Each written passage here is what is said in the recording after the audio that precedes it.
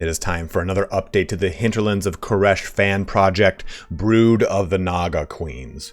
We'll be covering two new units. This one of them just came out this last Sunday, and the other one came out the previous 2 weeks or so ago.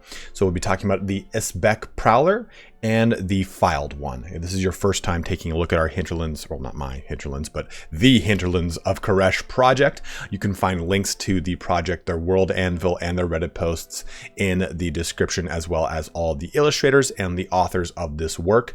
I'm just kind of simply acting as a mouthpiece for them so that you can get a load of the lore. And after we talk about the lore of each one of these units, we'll be going into some speculation onto how they might possibly be brought into Total War Warhammer 3. But let's jump in here to the Sbek Prowler. And this one's going to be a little weird. It's fitting for like an early October little spooky lore entry here. So let's go into, again, the Sbek Prowler. The Blood Naga and Snake Men share their cursed homeland with all manner of nightmarish creatures. Among the most dreaded of these are the kin of Sbek, known also as the Pishacha Night Haunters or Fiends of Retelling. Bizarre and voracious living shadows that prowl the shrouded corners of dim Khuresh. Their presence is felt even in the lost city of the Old Ones, where each darkly lit vault potentially houses dozens of these demon spawn. Existing in both the physical world and the aether, the kin of Sbek are intangible, otherworldly creatures, veiled in the perpetual pale of shadow and smoke.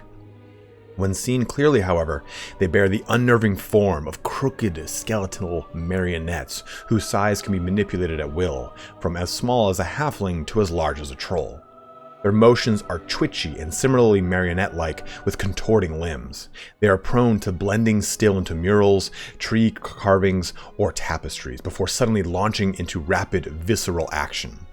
What constitutes their flesh is cold, dark, and absorbs light, squirming with smoldering veins of red etchings. Their expressions are set in an open-mouthed cackle, presenting knife-like fangs in snapping jaws, above which rest hollow sockets emitting a burning red glow. Their utterances resemble the rasping noises of some dying animal, or the clacks of breaking twigs or bone. The Sbek can manifest weapons of cursed metal and timber forged by no mortal smith's hand. Twisted throwing axes and serrated cloying blades used to pry flesh from armor, and their clawed hands can extend shadowy tendrils to pierce through gaps of snatched prey. Though more commonly encountered at night, the kin of Sbek can be found during the days as well, for any being or object that casts a shadow provides a pathway through which these monsters can teleport, flickering in and out of material form until they lay their claws on their target. Mundane weapons pass harmlessly through their superficially fragile bones. When slain with a magical weapon, however, an Sbek folds in on itself before dissipating with a crunch. More insidious is the Sbek's ability to dredge up the traumatic memories of those intelligent, warm-blooded beings that lay eyes on their forms. A profound sense of shame or guilt assails such witnesses, recalling warped memories of experience that grow more vivid the longer eye contact is maintained. Sense of time and space is lost, imagined fears become real. After a point, these visions become intense hallucinations that cause deep depression, self-mutilation, and/or catatonia. The kin of Sbek sadistically exploit this phantasmagoria by circling their prey for long periods of time as the symptoms set in before dragging the wretches screaming into the jungle.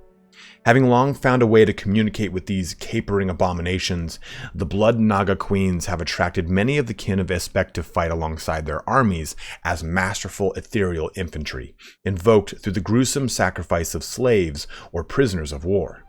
Sometimes the Sbek demand stranger artifacts or organic components from the Snake Men or Naga themselves, esoteric props to be used on some ancient stage of fate in a dimension only they have access to. The kin of Sbek's origins are enigmatic, theorized to be the incarnated forms of those who dwell beyond in the Pit of Shades, or experiments merging nature spirits with demons during the Great Cataclysm. Still, others claim they have always been there in Khuresh, lurking primordial elementals that could never be expunged. The truth known only to the eldest Blood Naga Queens is that they were created during the great demonic incursions following the disappearance of the Old Ones, through the influence of an entity called the Father in Shadow. Millennia ago, the Naga had experimented with light and shadow magic in an attempt to create a controllable and adaptable weapon that could strike behind the lines of the Lizardmen cohorts, as the Snakemen prepared for their inevitable rebellion. Though hundreds of trials were conducted, the Naga were unable to make a breakthrough useful enough for their purposes, and the project was shelved until the Great Cataclysm. The Blood Naga of the future immortal Coil Marga, responsible for retelling the achievements of their serpent kind and glorifying in spiritual and organic experimentation, were the first to be enthralled by the ruinous powers. Pledging their forces to the first demon prince in return for enlightenment, these Naga created a gigantic tapestry of horrifying sentience named Crota's Black Canvas, sewn together from the flayed hide of myriad races and infused with their tortured souls. Hideous caricatures of the younger races were carved into this canvas, and lamps made of the stuff of chaos birthed unholy life to shuddering humanoid creatures that stepped off of the canvas, assuming abnormal solid forms. They fought against the early Saurus armies and later in the ancient wars of the demon princes. When the first damned fell, they were freed from the greater part of his influence to strike their own deals and were largely forgotten by the wider world, multiplying through unknowable but undoubtedly grisly means in the depths of the hinterlands. The immortal Coil brood sect still surreptitiously conduct rituals to gain the cooperation of these children of Crota, whose presence causes shadows cast from any light source to burn exposed skin and metal like scalding acid, deploying them only against the most persistent foes.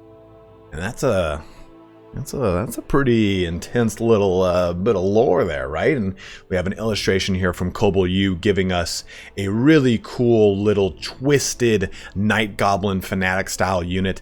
And as it says in the lore, right, these are kind of pulled from all these different types of units all these different types of races. All the elder races weave this tapestry together, and I think that's a really cool bit of lore. And just the way that the author describes the way they move, when you're watching those horror movies. I mean, a really good one that comes to mind, right, is how the Resident Evil nurses move, how they have that twitchy, spontaneous movement that's just kind of like jagged and harsh, but really unnerving and like a parody to human movement. And it just, every time I see that in movies or in games, it unsettles me. And if they were like that in the game, it would be really, really, really like, I don't want to talk about it. I want to think about it. So here we have this envisioning of them with the Kluwang blade with the throwing axe, so you get a little bit of range out of them. But what I thought was really cool was how they described that, looking into their eyes kind of twists and morphs your memories and demoralizes you. So what would be very interesting is if in close combat, this unit would essentially sap your will to fight over time. So it'd be cool if it had a 3-stage, right? When you think of like Berserk has that 3-stage of development, right? Where it gets stronger and stronger and stronger. But it'd be very interesting if this evolved and got stronger, kind of like you get with the Black Coach. Stage number 1, reduction to leadership. Stage number 2, a reduction to leadership and a sense that you don't want to attack anymore. So a reduction to your melee attack. Well, okay, now it's stage number 3 and things are really going hog wild. So a reduction to leadership, reduction to melee attack, and a reduction to melee defense. This way, it's like it represents this unit has now not only given up the will to fight, there's this attack, it's given up its will to defend itself and to live. There's your leadership and your defense. So it kind of has this evolving effect as more and more of its memories are corrupted and twisted as it looks into the eye of these combatants, right? I mean, you got to fight these guys, you got to look them in the eye when you're doing that. I mean, it's going to fight blindfolded. I'm not a sword master of Hoeth, but still, it would be cool to see something like that. A very simple but unique mechanic, and that's what I'm all about when it comes to talking about a lot of Khuresh, how this can be implemented into the game using a lot of the base systems and just kind of taking different routes with them, rather than having all of these systems where you have a exploding combat effect that gets stronger and stronger and stronger the more you're in combat. It'd be cool if something like this was a exploding debuff effect that gives you more and more and more debuffs. And we've already kind of seen this a little bit with the lore of Ice and having both a stacking debuff as well as a stacking damage added onto it. So it exists in the game. Another thing too is kind of talking about the ethereal presence of these characters with the Sbek. So I could definitely see them having a very high physical damage resistance and maybe even having a high spell resistance, as we now know that we're going to be getting both spell and magic resistance as two different styles of resistance. One being against magic damage as it comes from magic attacks, and one being against spells coming from casters. So I could see these having, again, high physical and maybe even high spell resistance, but very low magic damage or magic resistance. It'd be even interesting if they had a weakness to it, but overall I think a very cool, very fun unit. Definitely having stock of some sort, because it talks about how they kind of lay in wait and then ambush people. So maybe even the Regiment of Renown version is a throwing axe version with stock and with snipe, so it can even stay enshrouded for longer. I think that'd be a really, really, really cool take on these guys. Let's jump into another unit now to talk about with the Filed Ones, which is again a more of a covert ops unit as well, but again, nonetheless, be pretty fun to talk about. Before we get started, this is the stuff that I deal with when I talk about these. For some reason, World Anvil has an exorbitant amount of advertisements that just do not match me. I'm not looking to become a barefoot rider. It has a whole ton of like incestuous hentai, which, I mean, like I've said last time, I haven't looked that up in at least 3 hours. So at least give me some leeway. A lot of weird ads on this website, but jumping into our next unit. So here we are with the Filed Ones, referred to by the witnesses in the East as the Deceiver Serpents, and to the Khureshi as the Scaled Saints. The Filed Ones, or Kohaka, are one of the newer creations of the Blood Naga, tasked with overseeing the swelling blood cults of the Hinterlands' human inhabitants, as well as infiltrating the civilizations of those beyond Khuresh. Within the Khureshi domains of the Snake Men, the Filed Ones serve as the revered emissaries of the Blood Naga to the Serpent Blood cults, though they always act outside the typical cult hierarchy of a human settlement, coming and going as they see fit.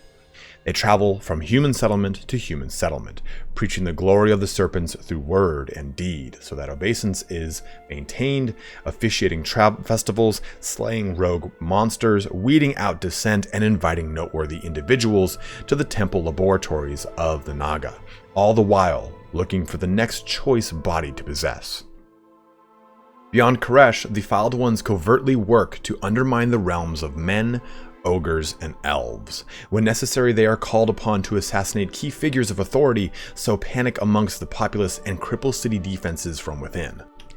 Members of the enigmatic KongRong caste, the Filed Ones were conceived by the Golden Cradle and Twin Snakes Marga to carry out clandestine activities on behalf of their matriarchs on the growing human kingdoms surrounding Khuresh after their centuries-long wars with the Celestial Dragon Empire and the Thousand Gods.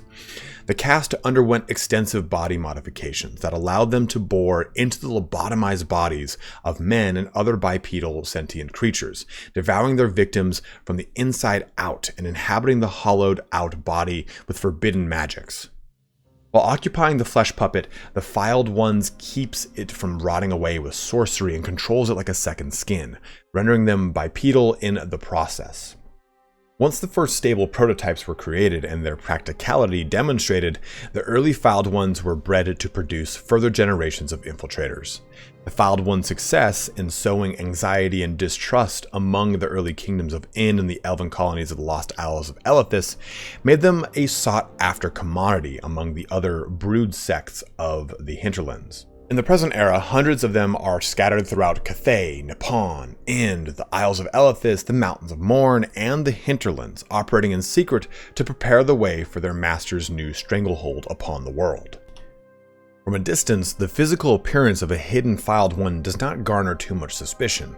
They favor taller human bodies with lankier frames. They do not produce the characteristic hissing sounds of other snake men, and they often go about cloaked and hooded or with attire that conceals their more obvious deformities. A shroud of dar glamour also surrounds them, masking their presence from cursory observations. When viewed up close, however, their abnormal nature becomes more apparent. Their movements are unnaturally fluid, baggy, loose skin sags on their faces and hands. Their eyes will sometimes turn reptilian. They can expand their jaws much further than ordinary men, and they have sharp, saw-like teeth and tough nails with which they can puncture and envenom prey when disarmed. Their venom is a unique putrefying concoction that liquefies innards and dissolves bone, allowing the Filed One to inhabit a new body should circumstances dictate. Rarely interacting with the rest of their broods, the Filed Ones are sent deep into the kingdoms of men, where they blend into refugee trains or pretend to be lost travelers, traders, performers, shipwreck crew, or treasure hunters. Beyond the World's Edge Mountains, they can be found in hidden cities such as Lashik, Al-Haik, Ras Karim, Kafr, Sartosa, Pavona, Magrita, Marienburg, Prague, and the deepest slums of Altdorf and Nuln. Some have even made their way to Siegi and Swamptown and the slave ports of Nagaroth. Embedding themselves within their chosen civilization, the Filed Ones cultivate an unremarkable identity. They religiously study groups of organizations for months or years on end before committing themselves, biding their time for the perfect opportunity of subversion. Not a few cults to the ruinous powers have had their original purpose bent towards the veneration and goals of other dark entities that they did not expect. They are among the few agents of any civilization who enthusiastically infiltrate chaos covens. While others risk a fate far worse than death when dealing with the dark cults in such ways, the Filed One's unnerving nature, combat prowess, and observable blemishes make them welcomed and quickly respected by the followers of chaos, who believe they suffer some manner of mutation and are blessed with the favor of the gods. The Filed One's adaptable physiology makes them well suited for amphibious operations. Their innate night and heat vision permits them to operate efficiently in thick forests as well as the sewers and tunnels below all the cities of men. Captured spies are often tortured at length when their identities or allegiance are exposed, so these serpents have been physically altered and inculcated to possess an incredibly high pain threshold that only builds their anger until it reaches its tipping point. At their discretion, the Filed One's monstrous form can burst out from their human shell and proceed to slaughter their enemies in an explosive display of extreme violence. If slain, the Filed Ones release spores derived from the Khureshi exploding gourd, which detonate and spray caustic fluids in all directions, maiming or killing their assailants in a final act of defiance. The Filed Ones are trained in a distinctive martial arts formed around the Snakemen's supernatural reaction time called Boa Kotor, a vicious and unpredictable fighting style that lets a Filed One possessing a human body subdue even orcs in unarmed single combat. The Filed Ones wield chopping head-hunting blades, winged daggers, and venom-tipped kriss daggers. On occasion, they will also make use of captured crossbows and firearms forged by the human empires. While conducting their activities within Khuresh or fighting within the Snakemen armies, the Filed Ones dress in distinctive flamboyant war garments designed to intimidate their enemies and awe their congregations, adorned with blood-drenched tassels and the bones of past victims. Devout Fang thralls rally to the Filed Ones in the chaos of battle, for they represent the hopes of those taken by the cult's promises of ascension to the worthy. As tides shift and the situation becomes dire, the thralls are stricken with horror and awe as the saint's serpent head bursts out of the mouth of its meat puppet and the man-snake within unveils itself to tear into its enemies in a shower of gore. When the berserk waves induced by the altars wash over the army, the Filed Ones are there at the forefront, leading their throngs of maddened serpent mutants into the fray. The ogres are the other race that tend to be deceived by the Filed Ones, who find ogre bodies even easier to possess. The ogre's tolerance towards chaos mutations, as well as the Filed One's martial training, violent temperament, and capacity for voracious behavior make them well suited to assume the role of the solitary ogre hunters. Other Filed Ones have possessed unlucky ogre manhunters in Khuresh for no other reason than to gain a body that can give and receive more punishment. The elves do not tend to be deceived by the Filed Ones that don their skin any longer, as long centuries of experience have ingrained them a sense of revulsion around these abominations. Many can also perceive them for what they truly are, beneath the sloughed flesh and pall of sorcery. Instead, the Naga deploy such creatures with their host to goad the proud elves into committing tactical mistakes as they rush to end the repulsive mockery, often to catastrophic results. That is a dense bit of lore here for the Filed One, but here we have them in their incarnation from Ruo Yu. Remember that last illustration was from Cobol Yu. Both gentlemen have done a number of illustrations for the Hinterlands of Khuresh, as well as the early concept sketches for Cathay. So they are well versed in this arena. So we have a really cool bit of lore here, right? How these guys kind of inhabit human bodies, and then in times of extreme duress or danger, right, they explode out of their human form into this cool snake form and just kill everything, which is really sick, I think. And it'd be interesting to see that on the actual battlefield, right? To see that, hey, when the guy's not in combat, it's a human, and when he actually jumps into combat, there's a cool animation where he just springs into snake form. I don't think when I read it, it didn't sound like this unit has a transformation ability. It looked to me like, okay, maybe on the campaign map it's a human, and on the battle map it's a snake, which would be kind of interesting. And I think what would be further interesting is, when we think about agents, or we think about heroes and lords, mainly casters, right? We think of different flavors, right? Oh, I'm going to make a sorceress of fire, sorceress of dark magic, of death, so on and so forth. Well, it'd be very interesting with the filed ones if you made one according to the race. So a filed one of ogres, a filed one of humans, so on and so forth. So that way you kind of had to make what is essentially a saboteur, right? Like, this character is meant to assassinate, demoralize a city, or break open the gates, as it even just says it in the lore outright. So it fills that role of an agent. So it'd be interesting if it then had that flavor built into it, where you do, if you want to infiltrate human settlements, you got to make a human version. But I would also see that being very tedious, because obviously, right, like, you don't want to have to create a bunch of new ones, because what if the place you were going after, oh, now it's all taken over by orcs, so I have to disband this one, which I'll never use again because I don't have any humans by me, and I'm gonna have to make an orc. So there is a little bit of an issue with that, because I could see it being kind of tedious.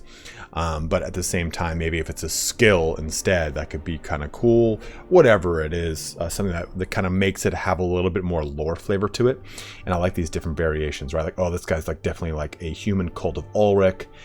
You get a lot of these different more motifs around them that fit where they're trying to infiltrate, which I really, really like.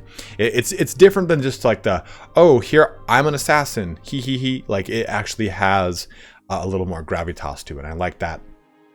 The more they're in combat, obviously, the more vicious they get. So they'd have some sort of perhaps berserk ability. They could have a high tolerance for pain, which might give them a natural physical resistance, and definitely probably an increased melee defense, because that's kind of what they're going to be, right? They're going to be all about like dodging and parrying, and less about having actual armor. So lower armor, a stock capability, and definitely a poison AP anti-infantry style profile. But a really cool concept here for the filed ones, as this is a hero unit we're talking about, not an actual unit.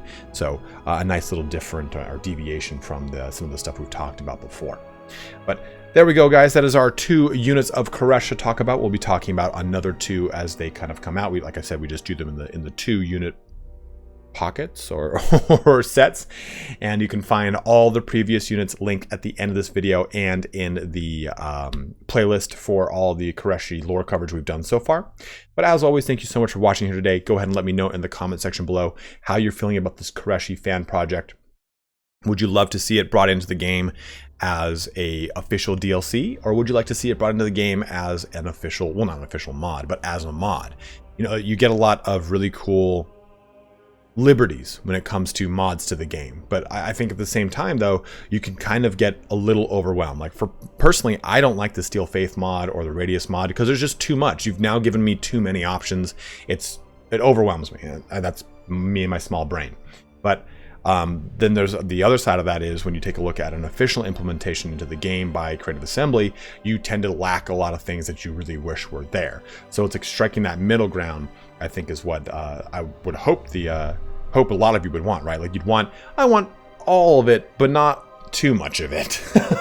So go let me know in the comment section below how you're feeling about the Khureshi fan project. We'll be covering more and more as that comes out. But as always, guys, thank you so much for watching here today. Have a good one, and take care.